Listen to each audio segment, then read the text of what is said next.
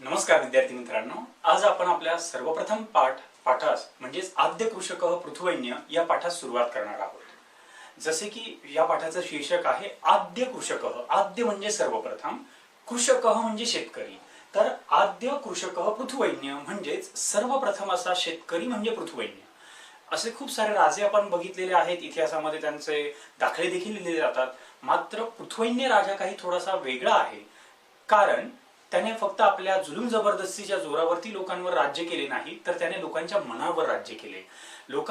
जिथे लोकांना मारून खात होते, म्हणजे नरमांसभक्षी अशा लोकांना ऋषी संस्कृतीपर्यंत पोहोचवण्याचं जे मोठं काम आहे ते या पृथुवैन्य राजाने केलेले आहे। आणि म्हणूनच ऋग्वेदासारख्या पवित्र ग्रंथामध्ये त्या राजाचा उल्लेख आलेला आहे। तर हा जो पृथुवैन्य राजा आहे त्याचं खरं नाव आहे पृथु। हा जो पृथु राजा आहे तो वेन राजाचा मुलगा, आणि वेन राजा अतिशय जुलमी किंवा दुःशासक असल्यामुळे प्रजेने त्याची सत्ता जी आहे ती उलटवून टाकली। मात्र त्याचा मुलगा पृथुवैन्य म्हणजेच पृथु राजा याला राजगादीवर बसवण्यात आलं। तर या पाठामध्ये आपल्याला पृथुवैन्य राजाची काही विशेषणं, त्याच्याबद्दलची जी माहिती आहे ती इथे जाणून घ्यायची। अतिशय सुंदर गोष्ट इथे आपल्याला राजा पृथुवैन्याच्या बाबतीत बघायला मिळते। चला तर मग सुरुवात करूया गोष्टीला। भूपालः पृथुवैन्यः नाम धरायाम् अभिषिक्तः प्रथमः सम्राट। प्रयाग क्षेत्रे पृथुनृपस्य राजधानी आसीत्। राज्याभिषेक समये चारणाः पृथुनृपस्य स्तुतिं गातुम् उत्सुकाः। तदा पृथुः आज्ञापयत्, तिष्ठन्तु चारणाः, यावत् मम सद्गुणाः न प्रकटीभवन्ति तावदहं न स्तोतव्यः, स्तवनं तु ईश्वरस्य एव भवेत्। स्तुतिगायकाः पृथुभूपस्य एतादृशीं निःस्पृहतां ज्ञात्वा प्रसन्नाः अभवन्। भूपालः पृथुवैन्यः नाम धरायाम् अभिषिक्तः प्रथमः सम्राट। राजा पृथुवैन्य म्हणजेच पृथ्वीवर अभिषिक्त झालेला सर्वप्रथम असा सम्राट होय। धरायाम म्हणजे पृथ्वीवर, भूपालः म्हणजे राजा। मित्रांनो, इथे आपल्याला जो अमरकोशावर आधारित प्रश्न येणार आहे, म्हणजे पाठ्यपुस्तकामध्ये आलेल्या शब्दांसाठी अमरकोशातून शब्द लिहा, तर त्यासाठी लक्षात ठेवाल भूपालः म्हणजेच राजा, यासाठी दोन शब्द हे पाठ करून ठेवावेत। एक आहे राजा आणि दुसरा आहे नृपः। म्हणजे भूपालः पृथुवैन्यः नाम धरायाम् अभिषिक्तः प्रथम सम्राट। समजा भूपालः शब्दाला अधोरेखित देऊन असा प्रश्न आला की अमरकोशात पर्याय शब्दम चित्वा लिखत, तर तुमच्याकडे दोन ऑप्शन्स असतील, राजा किंवा नृपः। तर भूपालः पृथुवैन्यः म्हणजेच राजा पृथुवैन्य हा धरायाम् अभिषिक्तः प्रथम सम्राट, पृथ्वीवर अभिषिक्त झालेला, पृथ्वीवर ज्याच्यावर राज्याभिषेक करण्यात आला असा सर्वप्रथम सम्राट होय। प्रयाग क्षेत्रे पृथुनृपस्य राजधानी आसीत्। प्रयाग या ठिकाणी पृथुराजाची राजधानी होती। प्रयाग म्हणजे आजचं काशी, जिथे गंगा, यमुना, सरस्वती या तीनही नद्यांचा संगम होतो, ते क्षेत्र म्हणजे प्रयाग क्षेत्र। तर अशा या प्रयाग क्षेत्रे पृथुनृपस्य राजधानी आसीत्, या पृथुराजाची राजधानी होती। राज्याभिषेक समय, राज्याभिषेकाच्या वेळी चारणाः पृथुनृपस्य स्तुतिं गातुम् उत्सुकाः। चारण म्हणजेच भाट ज्याला मराठीमध्ये म्हटलं जातं। पूर्वीच्या काळामध्ये राजाची स्तुती गाण्यासाठी जो लोकसमूह असायचा, की जे राजाच्या दरबारामध्ये आणि तसेच गावोगावी जाऊन राजाची स्तुतीपर गीतं लोकांना सांगून, लोकांसमोर गाऊन ते राजाची स्तुती करण्याचं जे काम करायचे ते म्हणजे भाट। अगदी आत्तापर्यंत, पेशव्यांच्या काळापर्यंत ही प्रथा रूढ होती। तर चारण त्यांच्यासाठी संस्कृतमध्ये म्हटलं जातं चारणाः। शब्द खूप सुंदर आहे बघा। चारण हा शब्द कसा बनला? चरण या शब्दापासून। चरण म्हणजे पाय, आणि असे कवी जे केवळ राजदरबारात न राहता बाहेर जाऊन म्हणजेच गावागावामध्ये जाऊन राजाची स्तुती करायचे, म्हणजे जे नेहमीच पायी हिंडायचे आणि राजाची स्तुतीपर अशी गीतं म्हणायचे, ते म्हणजे चारण। तर असे हे चारणाः पृथुनृपस्य स्तुतिं गातुम् उत्सुकाः, पृथुराजाची स्तुती गाण्यासाठी उत्सुक होते। इथे एक संधी आपल्याला महत्वाची लक्षात ठेवावी लागेल, गातुम् उत्सुकाः। गातुम् उत्सुकाः ही जी संधी आहे, जिचा विग्रह होईल गातुम अधिक उत्सुकाः, गातुम अधिक उत्सुकाः। तर पृथुराजाची स्तुती गाण्यासाठी हे सर्व चारणाः म्हणजेच भाट उत्सुक होते। तदा पृथुः आज्ञापयत्, तेव्हा पृथुराजाने आज्ञा केली। काय आज्ञा केली? तिष्ठन्तु चारणाः, अरे भाटांनो थांबावे। तिष्ठन्तु म्हणजे थांबावे, अरे भाटांनो थांबावे। यावत् मम सद्गुणाः न प्रकटीभवन्ति तावत् अहं न स्तोतव्यः, जोपर्यंत माझे सद्गुण प्रकट होत नाही तोपर्यंत मी स्तुती करण्यायोग्य नाही। स्तवनं तु ईश्वरस्य एव भवेत्, स्तुती तर ही केवळ ईश्वराचीच होईल, किंवा होऊ शकेल. माझी स्तुती काय करताय? स्तवनंतु ईश्वरस्य एव भवेत्. स्तुती गायकाः पृथुनृपस्य एतादृशीं निस्पृहतां ज्ञात्वा प्रसन्नाः अभवन्. तर स्तुती गाणारे पृथुराजाची अशा प्रकारची निस्पृहता म्हणजेच निरीच्छपणा, त्याला एवढी सुद्धा इच्छा नव्हती की प्रजेने आपली स्तुती करावी. जोपर्यंत आपण प्रजेसाठी काही कामच केलेलं नाहीये तेव्हा लोकांनी आपली येऊन स्तुती करावी केवळ मी राजा आहे म्हणून, हे त्याला बिलकुल मान्य नव्हते. तर मित्रांनो, इथे आपल्याला एक दोन गोष्टी लक्षात ठेवाव्या लागतील. ते म्हणजे पृथुराजाचा जो स्वभाव आहे किंवा त्याची जी स्वभाव वैशिष्ट्य आहे ती आपल्याला इथे कळतात. एक म्हणजे पृथुराजा हा इतर राजांसारखा नव्हता, बरोबर. तर प्रजेने त्याच्यावर राज्याभिषेक केला होता आणि ज्यावेळी राज्याभिषेक केला जातोय त्याही वेळी नेहमी प्रथेनुसार जी काही भाट आहेत, चारणं आहेत, ती सर्व चारणा हा पृथुनृपस्य स्तुतीं गातुम उत्सुकाः, ते स्तुती गाण्यासाठी उत्सुक होते. मात्र पृथुराजाने त्यांना तसं करू दिलं नाही, कारण राजाची ओळख ही त्याच्या पदामुळे नव्हे तर त्याच्या कामामुळे होते, हा त्याचा समज होता. चला तर मग आपण परत एकदा याच गद्यांशाचं परत एकदा आपण भाषांतरासकट म्हणजे ओळीनुसार याचं भाषांतर कसं होईल ते बघूया. भूपालः पृथुवैन्यः नाम धरायां प्रथमः अभिषिक्तः सम्राट. राजा पृथुवैन्य म्हणजे पृथ्वीवर अभिषिक्त झालेला सर्वप्रथम सम्राट. भूपालः म्हणजेच राजा आणि नाम शब्दाचा अर्थ होतो म्हणजे धरा शब्दाचा अर्थ होतो पृथ्वीवर, धरायाम म्हणजेच पृथ्वीवर. तर भाषांतर असे होईल, राजा पृथुवैन्य म्हणजे पृथ्वीवर अभिषिक्त झालेला सर्वप्रथम सम्राट. प्रयाग क्षेत्रे पृथुनृपस्य राजधानी आसीत. प्रयाग या ठिकाणी पृथुराजाची राजधानी होती. पृथुनृपस्य म्हणजेच पृथुराजाची. प्रयाग क्षेत्रे पृथुनृपस्य राजधानी आसीत. प्रयाग या ठिकाणी पृथुराजाची राजधानी होती. राज्याभिषेक समये चारणाः पृथुनृपस्य स्तुतीं गातुम उत्सुकाः. इथे संधी झालेली आहे गातुम उत्सुकाः, जिचा विग्रह होईल गातुम अधिक उत्सुकाः. तर भाषांतर होईल, राज्याभिषेकाच्या वेळी चारणाः म्हणजेच भाट किंवा स्तुती गायक हे पृथुराजाची स्तुती गाण्यासाठी उत्सुक होते. चला तर मग आपण परत एकदा या ओळींचं भाषांतर बघून घेऊयात. भूपालः पृथुवैन्यः नाम धरायां प्रथमः अभिषिक्तः सम्राट. राजा पृथुवैन्य म्हणजे पृथ्वीवर अभिषिक्त झालेला सर्वप्रथम सम्राट. प्रयाग क्षेत्रे पृथुनृपस्य राजधानी आसीत. प्रयाग या ठिकाणी पृथुराजाची राजधानी होती. राज्याभिषेक समये चारणाः पृथुनृपस्य स्तुतीं गातुम उत्सुकाः. राज्याभिषेकाच्या वेळी भाट म्हणजे स्तुतिगायक पृथुराजाची स्तुती गाण्यास उत्सुक होते. तदा पृथुः आज्ञापयत तिष्ठन्तु चारणाः. तेव्हा पृथुराजाने आज्ञा केली, अरे भाटांनो थांबावे.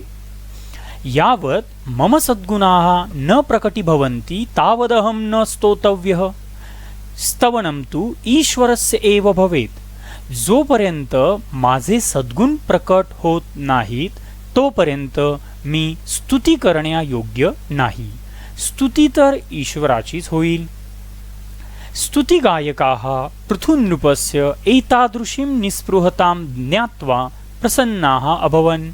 स्तुती गाणारे म्हणजेच भाट किंवा स्तुतिगायक पृथुराजाचा अशा प्रकारचा निरीच्छपणा जाणून प्रसन्न झाले. निस्पृहता म्हणजेच निरीच्छपणा. चला परत एकदा भाषांतर बघूयात. तदा पृथुः आज्ञापयत तिष्ठन्तु चारणाः. तेव्हा पृथुराजाने आज्ञा केली, अरे भाटांनो थांबावे. यावत मम सद्गुणाः न प्रकटीभवन्ति तावदहं न स्तोतव्यः. जोपर्यंत माझे सद्गुण प्रकट होत नाहीत तोपर्यंत मी स्तुती करण्यायोग्य नाही. स्तवनं तु ईश्वरस्य एव भवेत्. स्तुती तर ईश्वराचीच होईल. स्तुतिगायकाः पृथुनृपस्य एतादृशीं निस्पृहतां ज्ञात्वा प्रसन्नाः अभवन्. स्तुती गाणारे पृथुराजाचा अशा प्रकारचा निरीच्छपणा जाणून प्रसन्न झाले. चला तर मित्रांनो, परत एकदा फक्त भाषांतर मराठीमध्ये कसं होईल ते बघूयात. राजा पृथुवैन्य म्हणजे पृथ्वीवर अभिषिक्त झालेला सर्वप्रथम सम्राट. प्रयाग या ठिकाणी पृथुराजाची राजधानी होती. राज्याभिषेकाच्या वेळी भाट म्हणजेच स्तुतिगायक पृथुराजाची स्तुती गाण्यास उत्सुक होते. तेव्हा पृथुराजाने आज्ञा केली, अरे भाटांनो थांबावे. जोपर्यंत माझे सद्गुण प्रकट होत नाहीत तोपर्यंत मी स्तुती करण्यायोग्य नाही.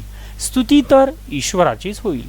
स्तुती गाणारे पृथुराजाचा अशा प्रकारचा निरीच्छपणा जाणून प्रसन्न झाले. चला तर मग आपण आता सुरुवात करूयात दुसऱ्या पॅरेग्राफला, दुसऱ्या गद्यांशाला. आता आपण द्वितीय गद्यांशास सुरुवात करूया. आता आपण पूर्वीच्या मागच्या पॅरेग्राफ मध्ये बघितलं की कशा प्रकारे पृथ्वीराजा हा निस्पृह होता, निरीच्छ होता. तर असाच एक दुसरा प्रसंग घडला. एकदा पृथ्वीराज स्वराज्ये भ्रमणम अकरोत. एकदा पृथ्वीराजा आपल्या राज्यामध्ये भ्रमण करत होता, म्हणजेच हिंडत होता. तदा तेन दृष्टं यत्. तेव्हा त्याला असे दिसले की, तदा म्हणजे तेव्हा, तदा तेन दृष्टम तेव्हा त्याला दिसले की प्रजा अतीव कृशाः अशक्ताश्च. त्याची जी प्रजा आहे ती कशी आहे तर अतिशय कृशाः म्हणजेच दुर्बळ आणि अशक्त आहे. अशक्ताः च अतिशय दुर्बळ आणि अशक्त आहे.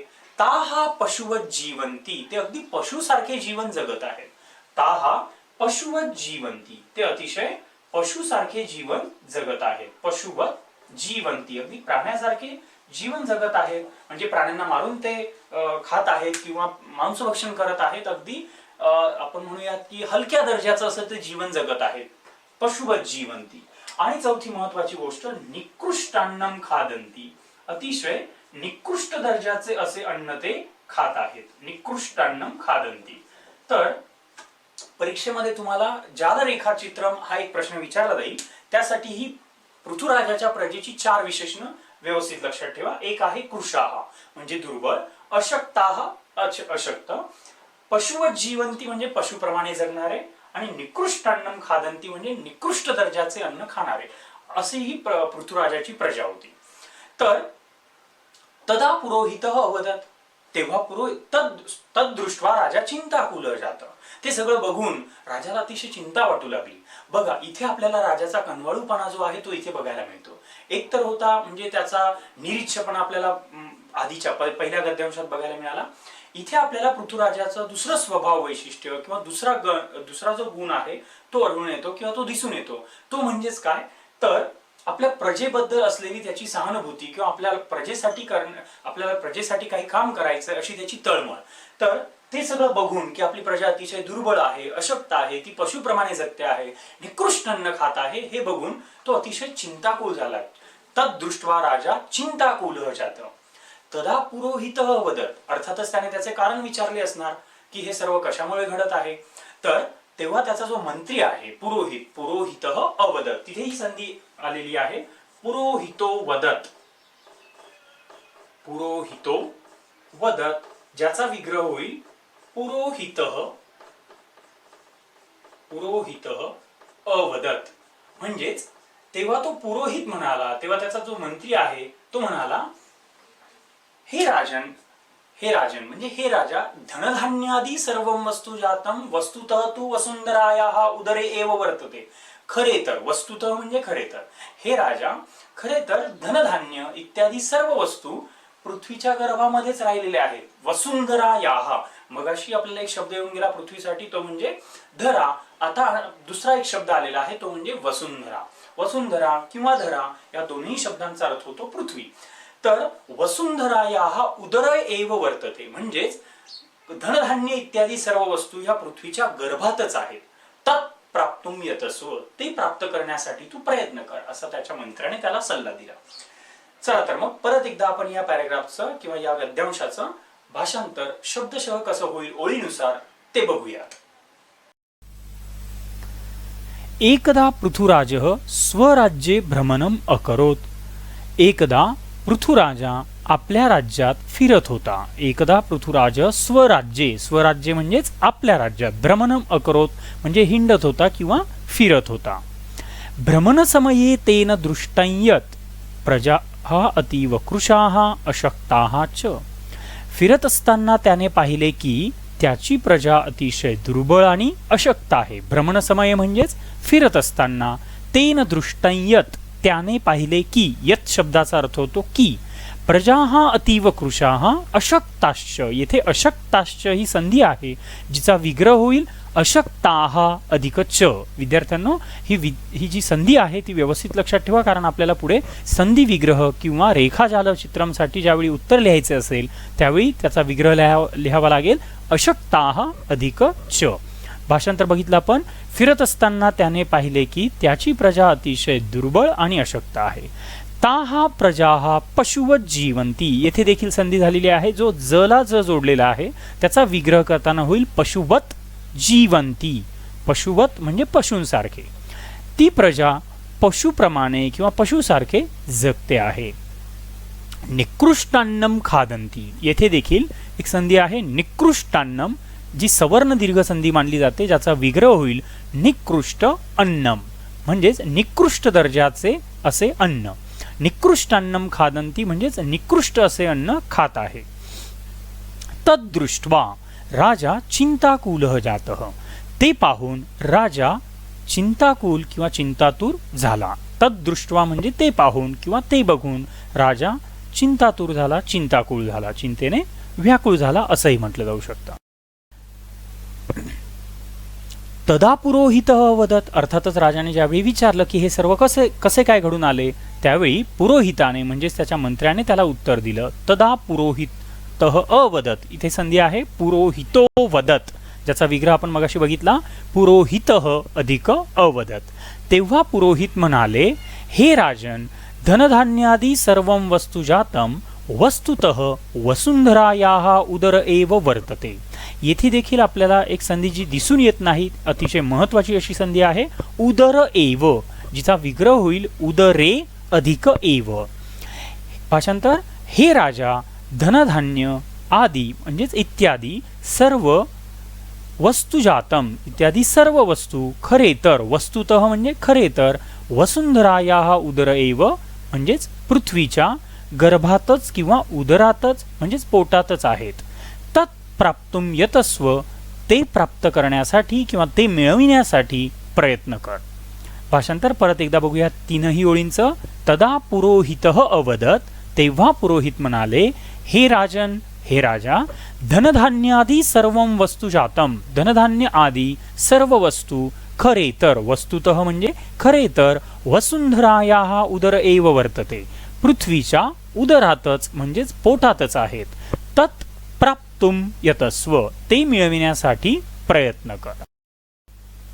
परत एकदा आपण पूर्ण भाषांतर जे आहे दुसऱ्या पॅराग्राफचं ते बघूयात. एकदा पृथ्वीराजा आपल्या राज्यात फिरत होता. फिरत असताना त्याने पाहिले की त्याची प्रजा ही अतिशय दुर्बळ आणि अशक्त आहे. ती प्रजा पशुप्रमाणे जगते आहे, निकृष्ट असे अन्न खात आहे. ते बघून राजा चिंतातूर झाला. तेव्हा पुरोहित म्हणाले, हे राजा, धनधान्य आदी सर्व वस्तू खरे तर पृथ्वीच्या उदरातच म्हणजेच पोटातच आहेत. ते मिळविण्यासाठी प्रयत्न कर. चला तर मग जाऊयात आपण आता तिसऱ्या उताराकडे, तिसऱ्या गद्यांशाकडे. आता आपण तिसऱ्या गद्यांशात सुरुवात करूया. तदा पृथुभूपेन तदर्थम धनु सज्जीकृतम. जसे त्याच्या मंत्र्याने त्याला सल्ला दिला की हे सर्व म्हणजे धनधान्य इत्यादी सर्व वस्तू या पृथ्वीच्या गर्भातच राहिलेल्या आहेत, तर हा एक राजपुत्र, एक राजा आणि कधी प्रजेमध्ये न मिसळलेला, परंतु आता राजपद मिळाल्यामुळे प्रजेबद्दलची सहानुभूती म्हणून तो प्रजेमध्ये आला. प्रजेचे हाल बघण्यासाठी किंवा प्रजा कशी आहे, कोणत्या स्थितीत आहे हे बघण्यासाठी, हे जाणून घेण्यासाठी तो बाहेर पडलेला होता. जसे त्याला कळाले की हे सर्व धनधान्य इत्यादी पृथ्वीच्या गर्भातच आहे, तर त्याने आपले धनुष्य त्यासाठी बाहेर काढले. तदा पृथुभूपेन तदर्थम धनुः सज्जीकृतम. म्हणजेच त्याने आपले धनुष्य तयार केले. तदा भूमी स्त्री रूपम धृत्वा तस्य पुरतः प्रकटिता अभवत. तर त्याच वेळी भूमी म्हणजेच पृथ्वी. बघा आता तिसरा शब्द आलेला आहे आपल्याला पृथ्वीसाठी, तो म्हणजेच भूमी. तर धरा, धरित्री, भूमी, वसुंधरा हे सर्व त्याचे समानार्थी शब्द आहेत.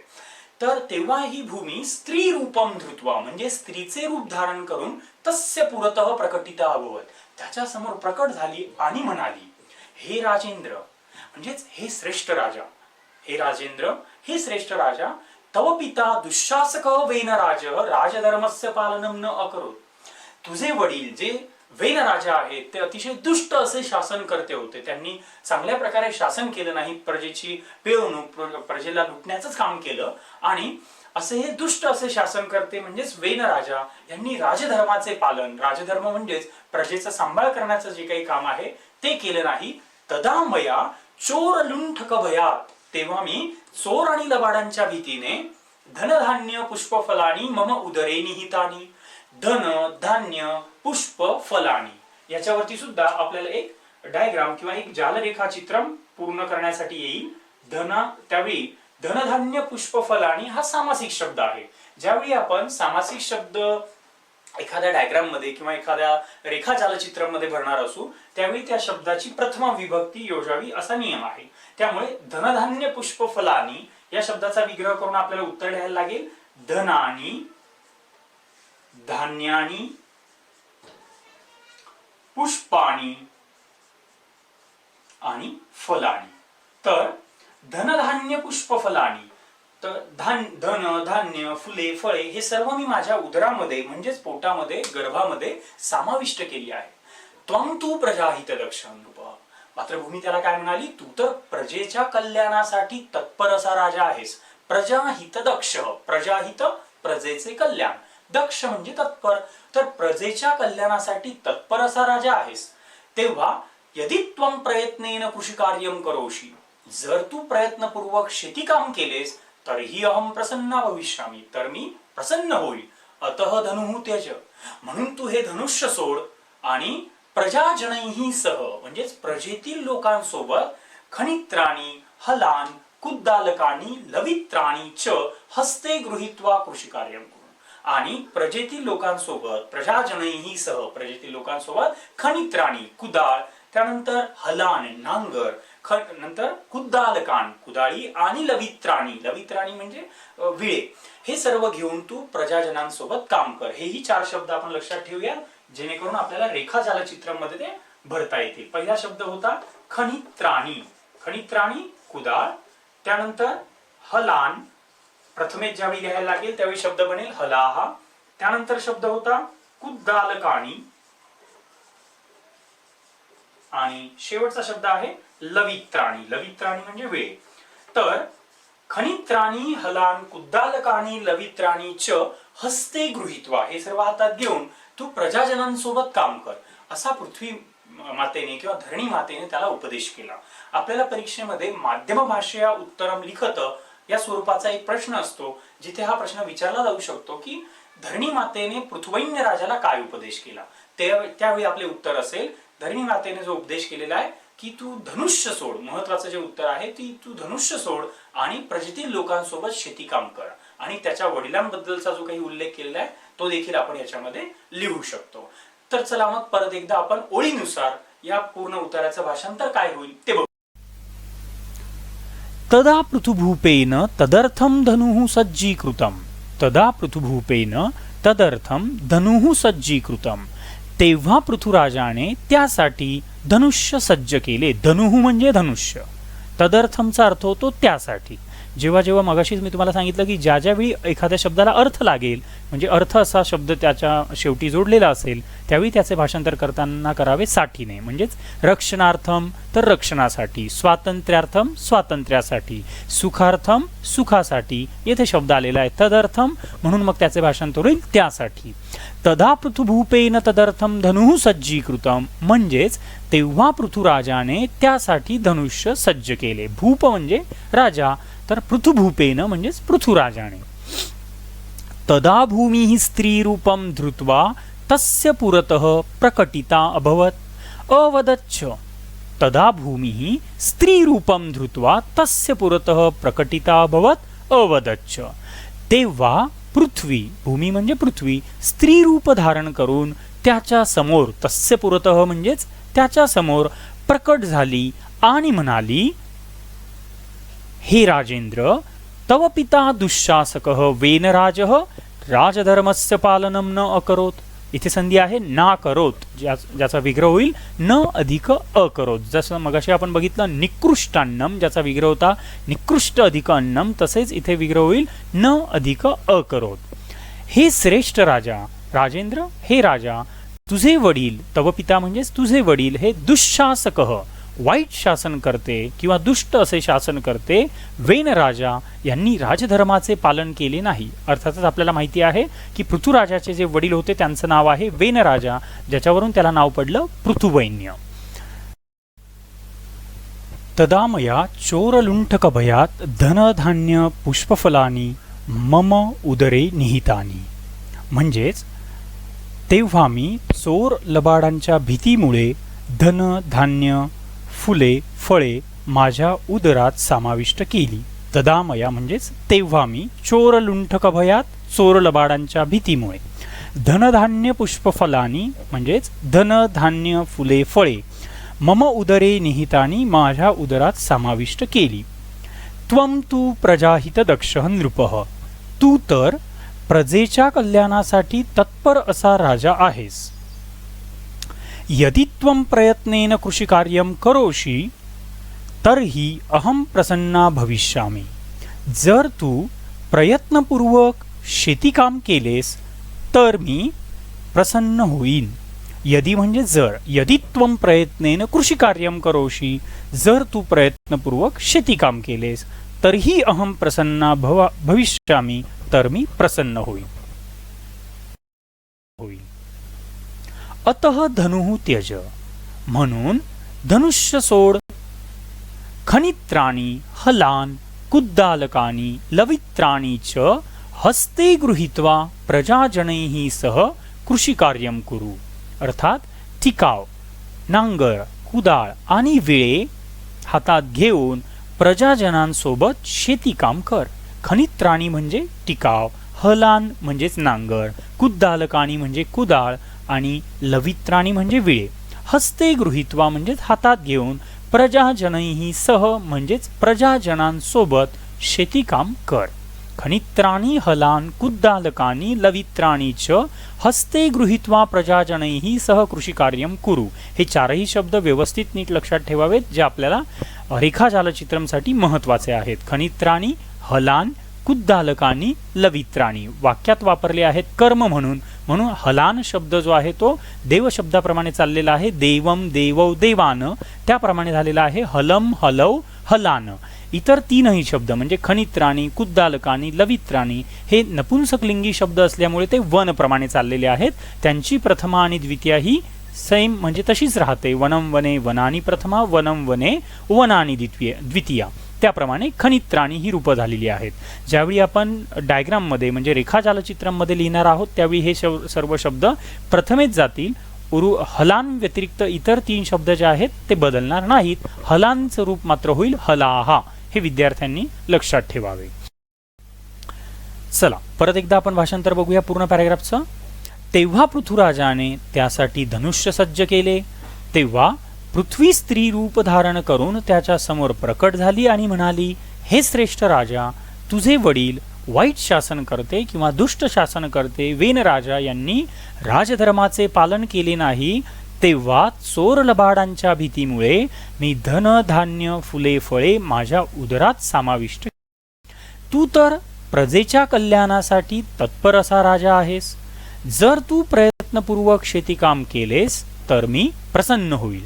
म्हणून धनुष्य सोड, टिकाव, नांगर, कुदाळ आणि विळे हातात घेऊन प्रजाजनांसोबत शेतीकाम कर. चला तर मग आता आपण शेवटच्या उताराकडे, शेवटच्या गद्यांशाकडे जाऊ. शब्द आलेला आहे. भूमातुः उपदेशं मनसी निधाय. धरणी मातेचा हा उपदेश लक्षात ठेवून, मनसी निधाय म्हणजे लक्षात ठेवून, पृथुवैन्यः नदीनां मार्गम अवरुद्ध. पृथुवैन्य राजाने नद्यांचे मार्ग अडवून कृषिकार्यार्थम जलस्य उपयोगम अकरोत. नद्यांचं जे पाणी वाहून चाललेलं होतं ते पाणी त्याने कृषी कार्यार्थम जलस्य उपयोगम करोत. तर त्या शेती कामासाठी त्या पाण्याचा वापर केला. हे पहिलं काम. त्यानंतर दुसरं जे काम त्याने केलं ते म्हणजे वृष्टी जलसंचयम कृत्वा. वृष्टी म्हणजे पाऊस, समानार्थी शब्द आहे त्याला पर्जन्य. तर वृष्टी जलसंचयम कृत्वा म्हणजे नद्यांचं पाणी अडवलं आणि ते शेती कामासाठी वापरलं. एवढंच नाही तर पावसाच्या पाण्याचा साठा करून वृष्टी जलसंचयम कृत्वा जलव्यवस्थापनम अकरोत. पाण्याचे व्यवस्थापन केले. म्हणजे आपल्याला असं वाटतं की रेन वॉटर हार्वेस्टिंग हा काही अगदी आधुनिक युगाचा मंत्र आहे. तसं नाही. तर रेन वॉटर हार्वेस्टिंग याचा शोध म्हणूयात किंवा याची जाणीव, याची जी काही उपाययोजना आहे ती पृथुवैन्य राजाने सुद्धा केलेली होती. तर मग हे दुसरं महत्वाचं काम. कारण आपल्याला याच्यावरती एक माध्यम भाषा उत्तरम लिखतासाठी प्रश्न विचारला जाईल की भूमातेचा उपदेश लक्षात घेऊन पृथुवैन्य राजाने प्रजेसाठी काय काय कामं केली. तेव्हा आपले उत्तर असेल ते मुद्द्यांमध्ये लिहिता आले पाहिजे. पहिला मुद्दा जो राहील तो म्हणजे नदीनां मार्गम अवरुद्ध कृषी कार्यार्थम जलस्य उपयोगम करून. म्हणजेच नद्यांचा मार्ग अडवून शेती कामासाठी पाण्याचा उपयोग केला. वृष्टी जलसंचयन कृत्वा, पावसाच्या पाण्याचा साठा करून त्याचे म्हणजेच पाण्याचे व्यवस्थापन केले. बरं, एवढ्यातच तो राजा थांबला का? नाही. भूमीम उर्वर तमाम कर्तुम प्रायत, तिसरं काम त्याने महत्वाचं केलं ते म्हणजे भूमीम उर्वर तमाम कर्तुम प्रायत. उर्वरा म्हणजे सुपीक, उर्वरा म्हणजेच सुपीक. इथे शब्द आलेला आहे उर्वर तमाम. तर आपल्याला इथे डिग्रीज ज्याला म्हटलं जातं, संस्कृत इंग्लिशमध्ये ज्याला डिग्रीज म्हणतात, पॉझिटिव्ह, कंपॅरेटिव्ह, सुपरलेटिव्ह, ज्याला संस्कृतमध्ये तरतम भाववाचक म्हणतात. म्हणजेच तर प्रत्यय लागला की तर भाववाचक, तम प्रत्यय लागला की तम भाववाचक. तर उर्वरा म्हणजे सुपीक, त्याचाच कंपॅरेटिव्ह फॉर्म म्हणूयात आपण, तो म्हणजे उर्वरतरा. आणि सुपरलेटिव्ह फॉर्म जो होईल तो म्हणजे उर्वरतमा, ज्याला तम भाववाचक म्हटलं जाईल. तर मग इथे म्हटलेलं आहे की भूमीम उर्वरतमाम कर्तुम प्रायतत, जमिनीला त्याने अत्यंत सुपीक बनवण्याचा प्रयत्न केला. म्हणजे फक्त शेती कामासाठी सहाय्य करायचं म्हणजे काय, तर पाण्याचं उपयोजन केलं, सोबत त्याने जमिनीला अत्यंत सुपीक बनवण्याचा प्रयत्न देखील केला. तदनंतरम जना तस्मिन क्षेत्रे धान्य बीजानी अवपन, त्यानंतर लोकांनी त्या ठिकाणी धान्याची बीजे पेरली. बरं, त्याचं काम एवढ्यातच थांबलं का? नाही. सह नैकेभ्य वृक्षेभ्य, त्याने अनेक झाडांपासून विविध प्रकारकानां बीजानां संकलनम चयनम च अकरोत. तुम्हाला परीक्षेमध्ये प्रवाही जालचित्र म्हणजेच फ्लो चार्ट मध्ये विचारलं जाईल की त्याने नेमकं बीजांची प्रक्रिया किंवा बीजांबद्दल कसं काम केलं. तर पहिलं काम त्याने केलं म्हणजे संकलनम. तर बियाणांचं, चांगल्या प्रकारच्या बियाणांचं त्याने संकलनम अकरोत, म्हणजेच त्याचं संकलन म्हणजे गोळा करणं. तर विविध प्रकारची जी काही चांगली बियाणं आहेत तर त्यांना त्याने जमा केलं. त्यानंतर चयनम च अकरोत, चयनम च अकरोत म्हणजेच त्यांची निवड केली. त्यातली जी चांगली बियाणं आहेत ती त्याने निवडून काढली. परिश्रमेन चयनम च अकरोत, अतिशय कष्टपूर्वक त्यातली जी चांगली बियाणं आहेत, चांगली वाणं आहेत, तर ते सगळं त्याने बाजूला काढलं. त्यानंतर त्यावर प्रक्रिया करून म्हणजे संस्करणम कृत्वा, संस्करणम म्हणजेच प्रक्रिया. नंतर त्यावर त्याने संस्करणम कृत्वा वपनम अकरोत, त्याची पेरणी देखील केली किंवा त्याने पेरणी करण्यात लोकांना मदत देखील केली. म्हणजेच अनंतरम सह, नंतर त्याने नैकेभ्य वृक्षेभ्य, अनेक झाडांपासून विविध प्रकारकानां बीजानां संकलनम चयनम च परिश्रमेन अकरोत, विविध प्रकारच्या बियाणांचं संकलन आणि त्याची निवड ही परिश्रमपूर्वक केली. त्यानंतर त्यावर प्रक्रिया करून त्याची पेरणी देखील केली. तर मग आता जर तुम्हाला आठवत असेल, पृथ्वीन्य राजाने धरणी मातेचा उपदेश लक्षात घेऊन काय काय कामं केली, तर सर्वप्रथम म्हणजे त्याने नद्यांचा मार्ग अडवून पाण्याचे शेती कामासाठी पाण्याचा उपयोग केला. दुसरं म्हणजे पावसाचं जे काही पाणी पडत होतं त्याचं व्यवस्थित नियोजन त्याने केलं. तिसरं काम म्हणजे जमिनीला भुसभुशीत करण्याचा किंवा सुपीक करण्याचा त्याने प्रयत्न केला. एवढ्यातच तो थांबला नाही, तर चौथी महत्वाची गोष्ट म्हणजे त्याने अनेक झाडांपासून विविध प्रकारच्या बियाणांचे संकलन केले, त्याची निवड केली, त्यांवर प्रक्रिया करून त्यांची पेरणी देखील केली. तर अशा प्रकारची कामं त्याने केली. आणि एवढं सगळं झाल्यानंतर म्हणजेच पर्जन्यानंतरम, पाऊस पडल्यानंतर बीजेभ्य अंकुराः उद्भूताः, त्या बियाणांपासून किंवा त्या बियांना अंकुर फुटले आणि अर्थातच शेत जी आहेत ती बहरू लागली. आणि मग धान्य लाभ झाल्यामुळे, धान्य मिळाल्यामुळे सर्व लोकांना पाहिजे तेवढं जे धान्य होतं धरणी मातेने प्रदान केलं आणि ते धान्य लाभ झाल्यामुळे सर्वे प्रजाजनाः संतुष्टाः अभवन्, सर्व जे काही प्रजेतील लोक आहेत ते अतिशय संतुष्ट झाले. एषः कल्याणकारी नृपः, असा हा कल्याणकारी राजा पृथिव्यां प्रशासने अग्रणी संजात, पृथ्वीवर प्रशासन करणाऱ्यांमध्ये अग्रणी म्हणजे पुढारलेला होऊन गेला. आणि जनसेवा व्रतीश अभवत्, म्हणजेच लोकांची सेवा करण्याचं ज्याने नेहमी व्रत अंगीकारलं असा हा राजा होऊन गेला. चला तर मग परत एकदा आपण ओळीनुसार या शेवटच्या पॅराग्राफचं काय भाषांतर होईल ते बघूया. भूमातुः उपदेशं मनसि निधाय पृथ्वैन्यः नदीनां मार्गम अवरुद्ध्य कृषिकार्यार्थं जलस्य उपयोगम अकरोत. भूमातेचा उपदेश लक्षात ठेवून पृथ्वैन्याने नद्यांचा मार्ग अडवून शेती कामासाठी पाण्याचा उपयोग केला. भूमातुः म्हणजेच भूमातेचा, उपदेशम मनसी निधाय म्हणजेच उपदेश लक्षात ठेवून, पृथ्वैन्यः म्हणजे पृथ्वैन्याने नदीनां मार्गम अवरुद्ध्य नद्यांचा मार्ग अडवून, नदीनां नद्याः नद्योः नदीनां षष्टी, षष्टीचे बहुवचनाचे हे रूप आलेले आहे. नदीनां ज्याचं भाषांतर होईल नद्यांचा मार्ग अडवून, अवरुद्ध म्हणजे अडवून, कृषी कार्यार्थम जलस्य उपयोगम अकरोत, शेती कामासाठी पाण्याचा उपयोग केला. वृष्टी जलसंचयम कृत्वा जलव्यवस्थापनम अकरोत, भूमीम उर्वरतमाम कर्तुम प्रायतत. पावसाचे पाणी साठवून पाण्याचे व्यवस्थापन केले, जमीन सुपीक करण्यासाठी प्रयत्न केले. आता आपण पृथ्वैन्याने प्रजेसाठी काय काय कामं केली आहेत हे बघत आहोत. पहिलं काम जे आहे ते म्हणजे नद्यांचा मार्ग अडवून शेती कामासाठी पाण्याचा उपयोग केला. दुसरे काम पावसाचे पाणी साठवून पाण्याचे व्यवस्थापन केले. तिसरे काम जमीन सुपीक करण्यासाठी प्रयत्न केले. तदनंतरम तस्मिन् क्षेत्रे जनाः धान्य बीजानि अवपन. त्यानंतर त्या ठिकाणी लोकांनी धान्याची बीजे पेरली. तदनंतरम म्हणजेच त्यानंतर, तस्मिन् क्षेत्रे त्या ठिकाणी लोकांनी धान्याच्या बीजांची पेरणी केली. धान्य बीजानी अवपन म्हणजेच धान्याच्या बीजांची पेरणी केली. हे पृथ्वैन्याने केलेले काम नाहीये, त्यामुळे आपण ज्यावेळी पृथ्वैन्याने काय काय केले हे सांगणार आहोत. त्यासाठी वरील 3 मुद्दे आणि आता हा चौथा मुद्दा. सहनैकेभ्य वृक्षेभ्य विविध प्रकारकानां बीजानां संकलनम चयनम च परिश्रमेन अकरोत. त्याने अनेक झाडांच्या विविध प्रकारच्या बीजांचे संकलन म्हणजेच परिश्रमेन म्हणजेच कष्टपूर्वक संकलन केले आणि निवड केली. संकलनम चयनम च परिश्रमेन अकरोत. कष्टपूर्वक त्यांचे संकलन केले आणि निवड केली. हे आहे पृथ्वैन्याचं चौथं काम. परत एकदा मी सांगतोय, पृथ्वैन्याचं पहिलं काम नद्यांचा मार्ग अडवून शेती कामासाठी पाण्याचा उपयोग केला. दुसरं काम पावसाचे पाणी साठवून पाण्याचे व्यवस्थापन केले. तिसरं काम जमीन सुपीक करण्यासाठी प्रयत्न केले. आणि चौथं काम त्याने अनेक झाडांच्या विविध प्रकारच्या बीजांचे कष्टपूर्वक संकलन केले आणि निवड केली. अनंतरम बीजानां संस्करणम कृत्वा वपनम अकरोत. हे आहे आता त्याचे 5वे काम. अनंतरम म्हणजेच त्यानंतर, बीजांची प्रक्रिया करून, बीजानां संस्करणम कृत्वा म्हणजेच बीजांची प्रक्रिया करून, वपनम अकरोत म्हणजेच पेरणी केली.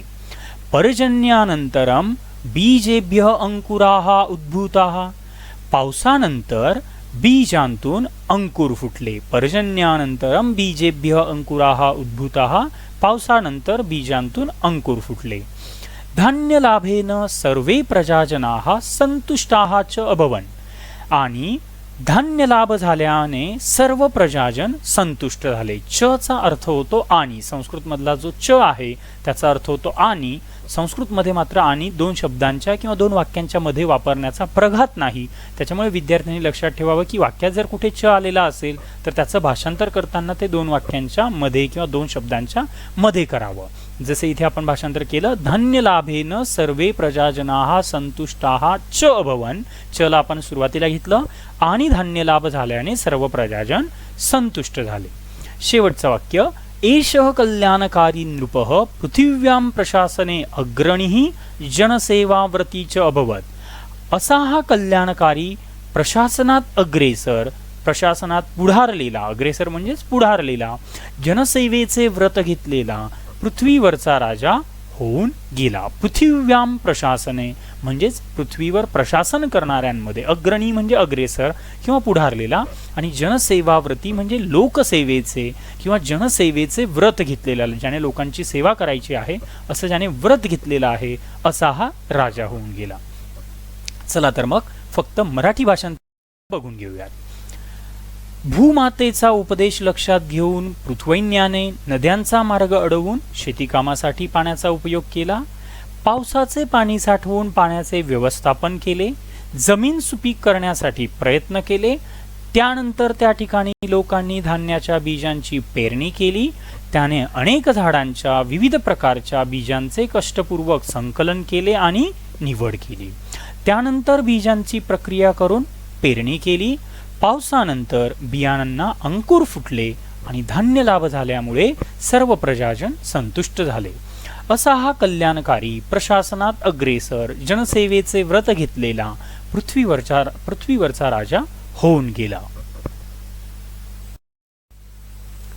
चला विद्यार्थी मित्रांनो, आता आपण काही प्रश्न या धड्यावरचे किंवा या पाठावरचे काही प्रश्न सोडूयात.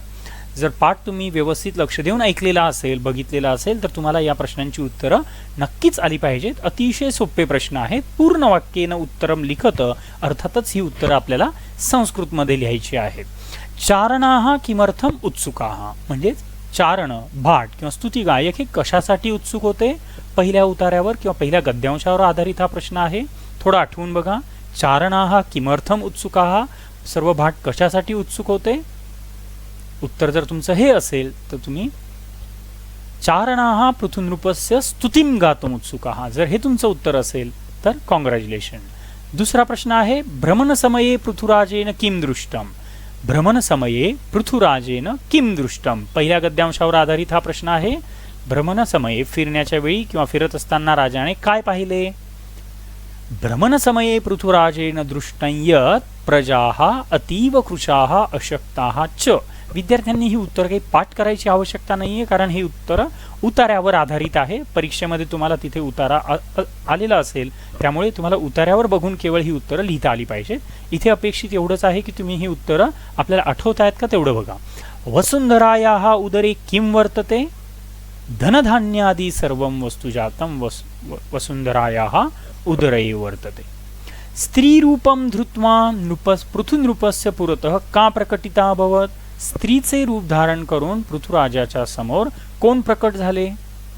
स्त्रीरूपं धृत्वा पृथुनृपस्य पुरतः भूमिः प्रकटिता अभवत्, म्हणजे स्त्री रूप धारण करून पृथुराजाच्या समोर भूमी प्रकट झाली. शेवटचा प्रश्न. पृथुवैन्यः कृषिकार्यार्थं जलस्य व्यवस्थापनं कथम अकरोत्? पृथुवैन्यः नदीनां मार्गम् अवरुद्ध्य कृषिकार्यार्थं जलस्य उपयोगम् अकरोत्. वृष्टीजलसंचयं कृत्वा च जलव्यवस्थापनम अकरोत्. इथे आपण दोन वाक्य एकत्रित केली आहेत, त्यामुळे च वापरायला विसरू नका. त्यानंतर आपल्याला दुसरा एक प्रश्न विचारलेला असतो गद्यांशावर आधारित, तो म्हणजेच रेखाजालचित्रम पूरयत. जसे की तुम्ही इथे बघता आहात, इथे तुम्हाला उतारा देखील दिलेला आहे आणि एक रेखाजालचित्र दिलेलं आहे, ज्याचं एक उत्तर मी मगाशी तुम्हाला म्हटलं होतं की ज्यावेळी लिहिलं जाईल त्यावेळी ते हलाहा असं लिहिलं जाईल. कृषी साधनांनी कोणती, शेती साधनं कोणती हे तुम्हाला सांगायचं आहे. एक साधन दिलेलं आहे, उर्वरित 3 ही विद्यार्थ्यांनी लिहिणं अपेक्षित आहे. पॅराग्राफ वाचून आपल्याला ही उत्तर आठवत आहेत का बघा. चला, पहिलं उत्तर काय होईल? अगदी बरोबर, खनित्राणी. हलांचं उत्तर आलेलं आहे हलाहा. दुसरं उत्तर होईल कुद्दालकाणी, कुदाळ. आणि तिसरं आणि शेवटचं उत्तर लवित्राणी. लवित्राणी म्हणजेच विळे. तर कृषी साधनं कोणती? हलाहा, खनित्राणी, कुद्दालकाणी, लवित्राणी. दुसरं रेखाजालचित्रम बघूयात. पृथुराजस्य प्रजाः. पृथुराजाची प्रजा कशी होती हे दुसऱ्या गद्यांशामध्ये आलेलं आहे. मी तुम्हाला शिकवतानाही ते सांगितलं होतं की हे 4 शब्द तुम्ही व्यवस्थित लक्षात ठेवावेत. पॅराग्राफमध्ये दिलेले आहेत, तुम्हाला फक्त ते थोडेसे आठवून सांगायचे आहेत. बोला, पहिलं उत्तर काय होईल? बरोबर, कृशाः. दुसरं उत्तर काय होईल? अशक्ताः. अशक्ताश्च ही संधी विग्रह ज्यावेळी होईल, अशक्ताः अधिक च, आपल्याला फक्त उत्तर लिहायचं आहे अशक्ताः. ते वाक्यात वापरल्यामुळे शब्द आलेला आहे अशक्ताश्च, कारण तो कृशाः बरोबर जोडलाय. आपण इथे स्वतंत्र शब्द लिहित आहोत. त्यानंतर तिसरं उत्तर होईल पशुवत जीवंती. त्यानंतर चौथं उत्तर निकृष्टान्नम खादंती. त्यानंतर पुढचे आणखी एक रेखाजालचित्रम आहे तुमच्यासाठी. भूम्या उदरे निहितानी. जमिनीच्या गर्भामध्ये किंवा उदरामध्ये काय काय सामावलेलं आहे? जसं की पहिलं उत्तर इथे दिलेलं आहे धनानी. इतर उत्तर आपल्याला सांगायचे आहेत. पहिलं उत्तर होईल धान्यानी, दुसरं पुष्पानी आणि तिसरं उत्तर होईल फलानी. सामासिक शब्द आहे, त्यावेळी आपण प्रथमेत लिहिताना ते होईल धनानी, धान्यानी, फलानी आणि पुष्प. आणखी एक प्रकारचा प्रश्न आपल्याला रेखाजालचित्रम सारखाच विचारला जातो, तो म्हणजे पाठ्यांशम पठित्वा किंवा गद्यांशम पठित्वा प्रवाही जालचित्रम पूरयत. इथे बाजूलाच तुम्हाला उतारा दिलेला आहे. पृथुवैन्यः बीजानाम अकरोत. तर पृथुवैन्य राजाने बियाणांवर काय काय प्रक्रिया केली किंवा बियाणांच्या संदर्भात काय काय केले ते आपल्याला इथे 4 स्टेप्समध्ये सांगायचे आहे. सर्वप्रथम काय केले? तर संकलनम, सर्व बियाणं जी होती ती गोळा केली. दुसरं काय केलेलं आहे, चयनम, त्यांची निवड केलेली आहे. तिसरी महत्वाची गोष्ट काय केलेली आहे तर संस्करणम, त्या बियाणांवर प्रक्रिया केलेली आहे. आणि चौथी गोष्ट काय झालेली आहे, वपनम, म्हणजेच त्यांची पेरणी केलेली आहे. त्यानंतर एक महत्वाचा तिसऱ्या प्रकारचा एक प्रश्न आपल्याला विचारला जातो, तो म्हणजे कह कम वदती. विद्यार्थी मित्रांनो, मी तुम्हाला इथे एक युक्ती सांगून ठेवतो. पहिल्या पाठामध्ये जे काही वाक्य येईल किंवा पहिल्या पाठामधून जे काही वाक्य असेल त्या वाक्यांची 3च उत्तरं होऊ शकतात. एक आहे राजा पृथ्वैन्य चारणान अवदत. राजा पृथ्वैन्य चारणांना म्हणाला, म्हणजेच भाटांना म्हणाला, स्तुतिगायकांना म्हणाला, हे एक उत्तर असू शकेल. दुसरं उत्तर असू शकेल पुरोहित पृथ्वैन्यम अवदत, पुरोहित किंवा मंत्री पृथ्वैन्याला म्हणाला. आणि तिसरं उत्तर असू शकेल भूमी स्त्री रूपम धृत्वा पृथ्वैन्यम अवदत, भूमी स्त्रीचे रूप धारण करून पृथ्वैन्याला म्हणाली. या पाठामधलं कुठलंही वाक्य जर तुम्हाला कह कम वदतीसाठी आलं, ही 3 उत्तरं पाठ करून ठेवा. राजा पृथ्वैन्य चारणान अवदत, पुरोहित पृथ्वैन्यम अवदत आणि भूमी स्त्री रूपम धृत्वा पृथ्वैन्यम अवदत. विद्यार्थ्यांना एक महत्वाची सूचना आहे इथे, डायरेक्ट तुम्ही भूमी पृथ्वैन्यम अवदत असे लिहू नये, कारण भूमी डायरेक्ट राजाला बोललेली नाहीये. भूमीने स्त्रीचे रूप धारण करून मग ती राजाला तिने ते जे काही उपदेश केलेला आहे तो स्त्रीचे रूप धारण करून केलेला आहे. त्याच्यामुळे स्त्री रूपम धृत्वा हा शब्द अतिशय महत्वाचा राहील. तेव्हा एकदम सोपी युक्ती मी इथे तुम्हाला सांगून ठेवली आहे. म्हणजे पूर्ण पाठामधून कुठलंही वाक्य ही 3 उत्तरं त्यासाठी असतील. त्यानंतर चौथ्या प्रकारचा एक जो प्रश्न आपल्याला विचारलेला असतो परीक्षेमध्ये, तो म्हणजेच अमरकोशात समानार्थक शब्दम योजयित्वा वाक्यम पुनर्लिखत.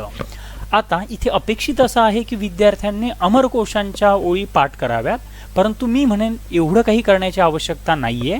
तुम्ही फक्त हे जे आता इथे जसं तुम्हाला स्क्रीनवरती दिसतं आहे, तर हे शब्द जरी पाठ केले, म्हणजे शब्द आणि त्यांचे 2-2 समानार्थी शब्द, तरी सुद्धा ते पुरेसं आहे. पहिल्या धड्यासाठी 2च शब्द अमरकोशातील आहेत, एक म्हणजे राजा आणि दुसरं म्हणजे भूमी. तर पाठ करताना तुम्ही पाठ कसं करावं, राजा नृपः भूपः, राजा नृपः भूपः, राजा नृपः भूपः. मी इथे मुद्दामून 3 शब्द देतो आहे, कारण एक शब्द विसरला तर आपल्याला दुसरा शब्द लिहिता येईल त्यासाठी. भूमिः गोत्रा पृथ्वी, भूमिः गोत्रा पृथ्वी, भूमिः गोत्रा पृथ्वी.